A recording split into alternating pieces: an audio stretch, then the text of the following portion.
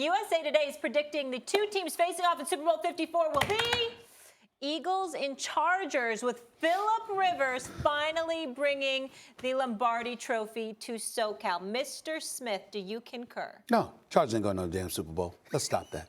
Okay, that's just not going to happen. All right, let's just get over that right now. I mean, whether it's Melvin Gordon not getting his contract and being a bit disgruntled, or them having to play in some cold-weathered city come January in the postseason, they ain't going to no damn Super Bowl, okay? And oh, by the way, that sidearm, release that Phillip Rivers has had is very effective. Accumulate yards during the regular season, but understand come postseason time, it's going to be neutralized. He's not, and not only that, it's not even so much that, it's the fact that he's not mobile. Mm-hmm. He's a stationary target for the most part. And come postseason time against some of those speedy defenses, it's going to work against him. That's just my belief.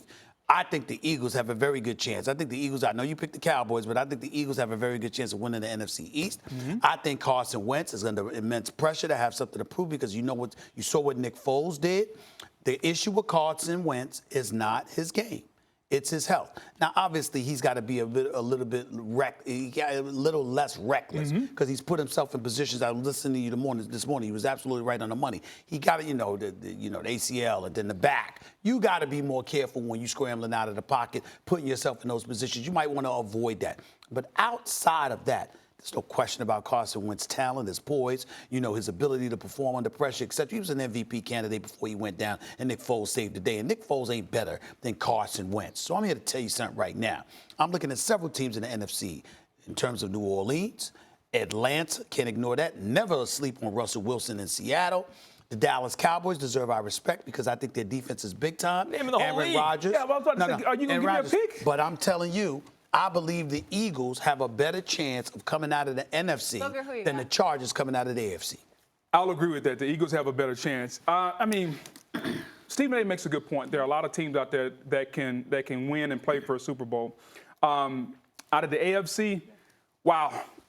Until somebody beats the Patriots, Molly, it's gonna be hard for me to go against them, because they have the best quarterback, and they all no Gronk.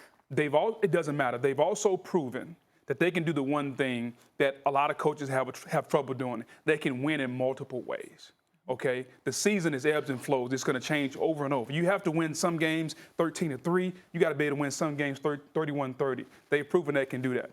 On the NFC side, it's tougher for me, okay? Unless Jared Goff continues to mature, the Rams, I think they're going to be phenomenal in the regular season, but when they go against the better defenses, they're going to struggle. Think about what the Rams did last year against the Bears on Sunday night. Think about what the Rams did in the Super Bowl against the Patriots. Really good defenses, he struggled. I'm going to give you two, the New Orleans Saints and Dallas Cowboys.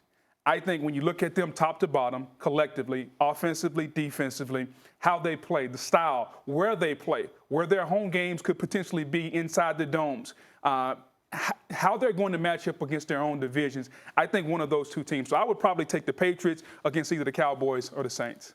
Interesting. I root for Phillip Rivers. I don't know exactly why. You really can't choose who you root for. It just kind of happens. Maybe it's because he came out in that class with Eli, and Eli was my guy because of the Giants. I just rooted for him.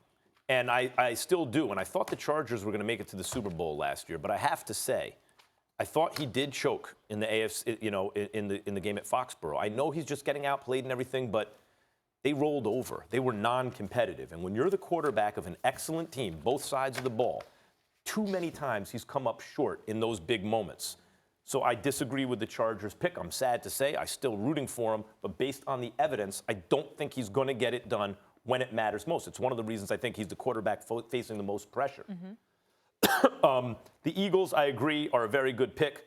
Carson Wentz was not there at the end of the season 2 years ago. Nick Foles went on that run. And last year, they weren't the same team with Wentz as when Foles came back. When Wentz went out, Foles brought them to the playoffs, won a playoff game on the road, almost beat the Saints. Wentz has to prove it to me when it matters. But we all agree Wentz is a better quarterback than Foles. Of course. Okay.